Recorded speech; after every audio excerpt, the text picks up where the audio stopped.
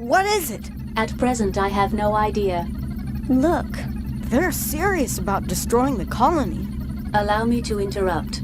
I have to show you our mission orders. The aim of our current mission is to transfer this orbital frame to Mars, so it can operate there. To accomplish that mission, our prime tasks are first, to rendezvous with the civilian cargo ship the Atlantis, and then, to escape from Antillia in convoy. We're in a state of battle alert, but with your lack of experience, I recommend we avoid battle as much as possible. I have visual confirmation that the colony has lost command of the air. Unfortunately, we need more detailed information about the colony. That will require returning to the area where the factory was. Once we are there, I can transplant the necessary information from the local server. After that, we will break through the enemy's control of the airspace, avoiding battle as much as possible. We are then to head to the other side of the colony and gain access to the spaceport by the transportation elevator. Do you have any questions? I see something shining in the sky. It appears to be some kind of energy field, but I cannot define it. That is a summary of our mission so far. Please proceed directly to the factory. I'll do as you say. Here are the latest headlines. Bahram forces are still attacking Antillia as part of their invasion. Rescue workers have begun attempts to save patients in the destroyed hospital, but a fierce fire is still raging and workers are having difficulty gaining access. All those poor people can do is wait for the release of death. That's all for now.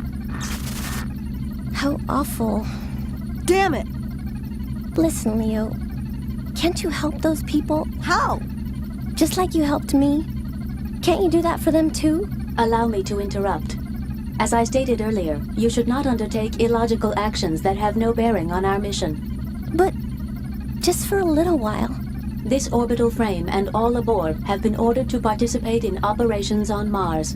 In order to complete our mission, we should not engage in any other activities. Oh, I see. Also, judging from the capabilities of the frame runner, the risk rate for such an illogical action is very high. Ada, where is that hospital? Leo. I will pinpoint its location with a marker, but I must repeat, you should not undertake illogical actions that have no bearing on your mission. Yes, I know all that. I just asked. I'm scared too. So on the map we now have an SOS mission. These aren't mandatory, but not doing them can make a bad thing happen. And you'll be seeing that at the end of the LP.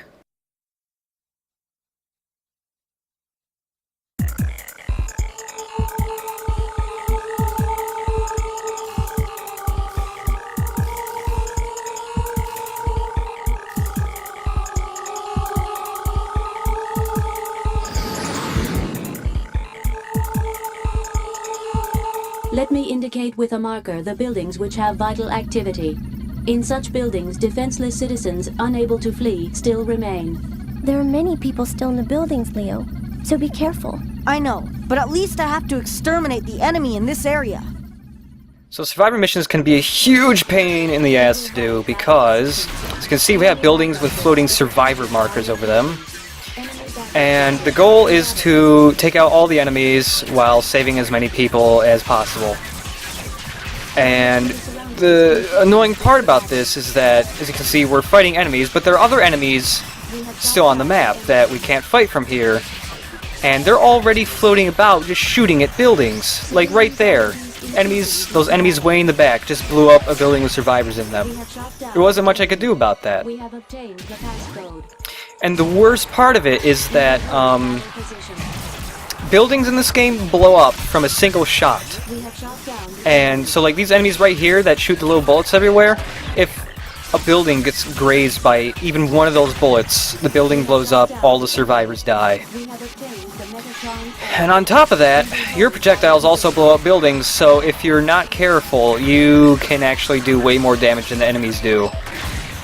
So basically the rule is that you never use long-range attacks unless the enemy is up in the air and you're shooting at them from below, or if they're near buildings that have already been destroyed. Like, great, fantastic, some more survivors died.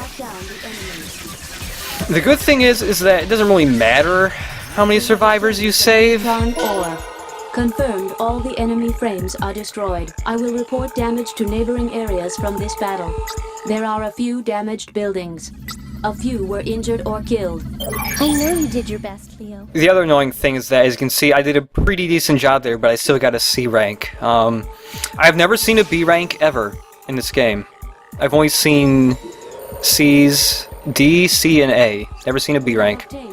Also, we got a new sub-weapon, but of course, since it's new, it doesn't come with any ammo, so we're gonna have to go find some. There aren't too many SOS missions, but that's just because this game is ridiculously short.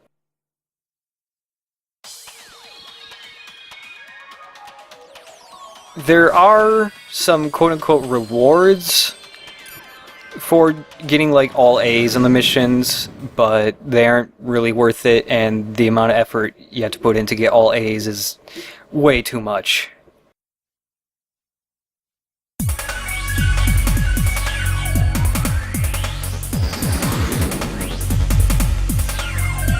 Now we will head for the local server to transplant the necessary information. But first, we need to destroy the enemy with the passcode for the local server. I see. The star-marked frames show the leaders. Destroying the leader first will lower the level of the entire party. So something new is that sometimes enemies have reinforced programs, and they'll cause any other enemies in the group to be the same level they are, but killing them will make the other enemies in the group lower in level. So like when I killed the leader for that previous group, the other two enemies went from level 3 to level 1. When enemies go up in level, they do more than just do more damage and take more damage. Also, this is Phalanx. Needs a lot of ammo, doesn't do that much damage, bullets fly everywhere, kind of inaccurate. Had to be really close to really hit anything with it. Just look at this, look. But when enemies go up in level, they'll use burst attacks more often, they'll guard more, they will dodge more attacks, and they also cooperate with other enemies more, so that they can like knock you in between enemies. We have obtained the program. Let me give you the next mission instructions. Depart the industrial area. Oh. Okay. Whatever.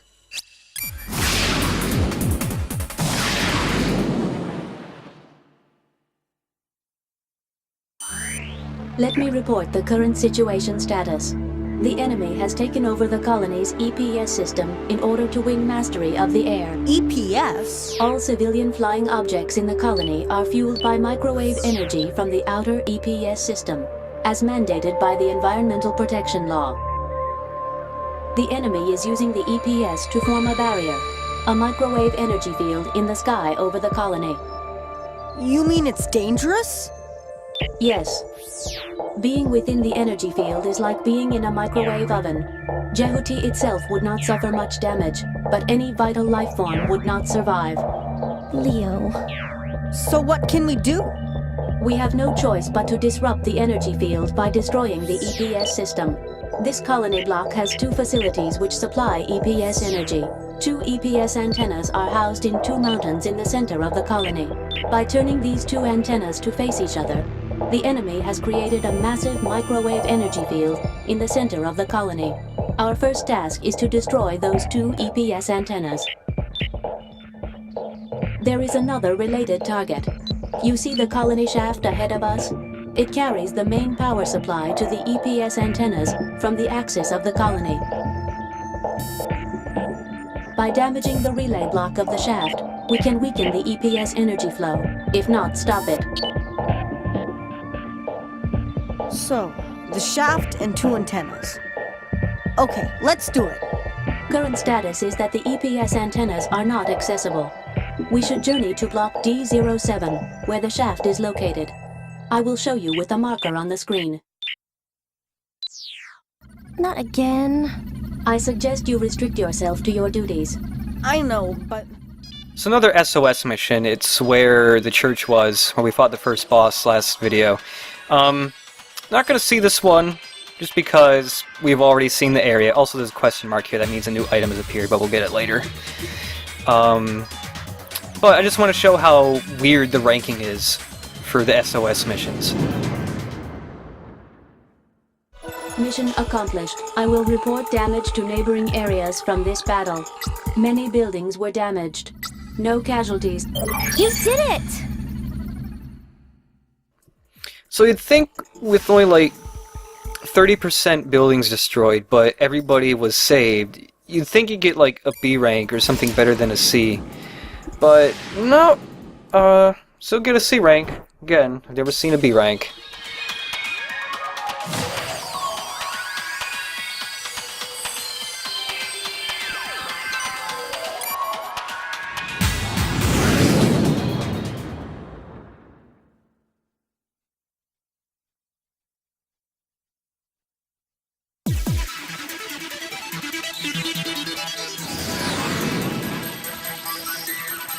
The energy field has already reached the city. No sign of vital activity in this block.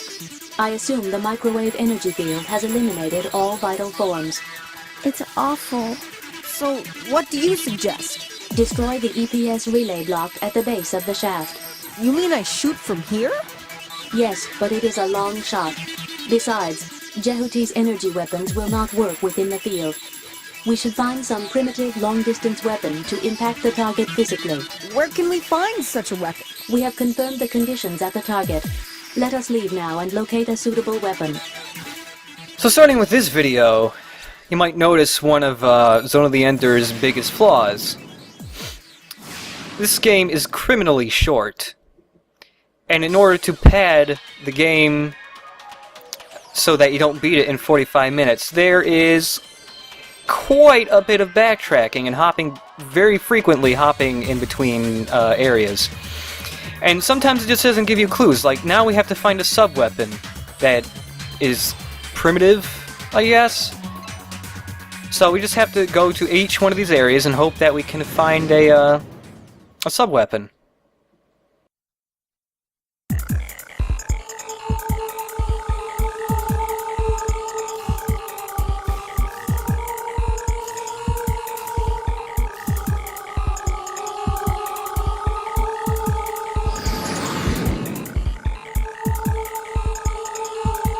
I detect a vector trap. It appears there is a hidden object in this area. Vector trap?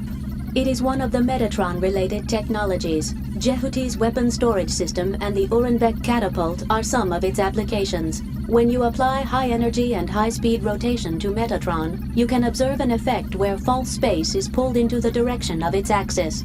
By simultaneously putting an object at the equilibrium point of compression and expansion, space will recover to its normal condition. That's enough. I can't understand you.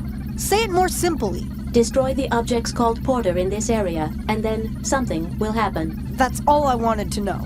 There are several Porters. They are small, and besides, you cannot lock onto them, so be careful when you search for them. Destroy the object called Porter. So just loot little floating purple can things in the air. And all we have to do is blow them all up. But you can't lock onto them, so you have to get really close and possibly blow up buildings in the process. We have destroyed a portal. And again, like I said, gotta pad the game somehow. So we just can't go get the sub-weapon. We have to first blow up a bunch of floating cans, and oh great, I have to fight some enemies. Should also mention that when you're fighting enemies and there are multiple squads in the area,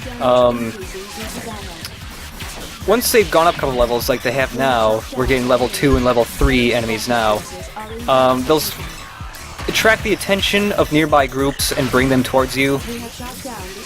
So sometimes just initiating a fight with one group of enemies can turn into a huge fight where you kill like everything in the whole area. We have shot down the enemy.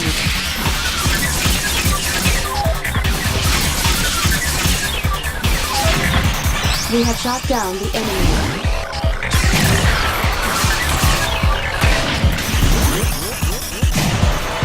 We will cease battle position. Anyways, back to shooting purple things. We have destroyed And again, you can't lock onto them, so you have to get really close to them to shoot them. Sometimes you'll just be slightly above them or slightly below them, and they're floating, and so you're always out of beat with them, and your bullets constantly mishitting them. We have obtained the item. This is what we'll use. A primitive weapon from Earth. It should work. All right, let's head for the shaft. Great. So Sniper is one of the few sub-weapons that isn't based on an enemy's attack. All Sniper does is fire bullets, and it's not good. You'll see it in action in just a second.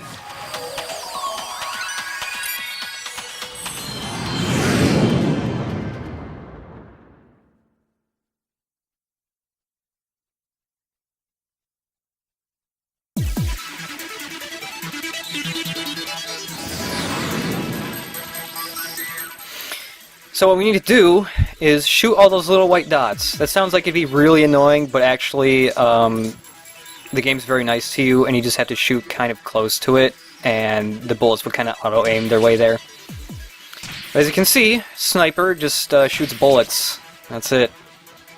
You can't shoot it while moving. If you fire it, you stop moving. The bullets don't move fast enough to really hit anybody, and when you shoot enemies with this weapon, it doesn't do damage. Battle position. Destruction of the target is confirmed. I did it! EPS has switched its power supply to an emergency generator. Power is still being supplied to the EPS by an emergency generator we were unable to destroy. But since the field has shrunk, we can now approach the EPS antennas on top of the mountains. Next target is a couple of antennas. Well, that's it for this video. Get ready for even more backtracking next video.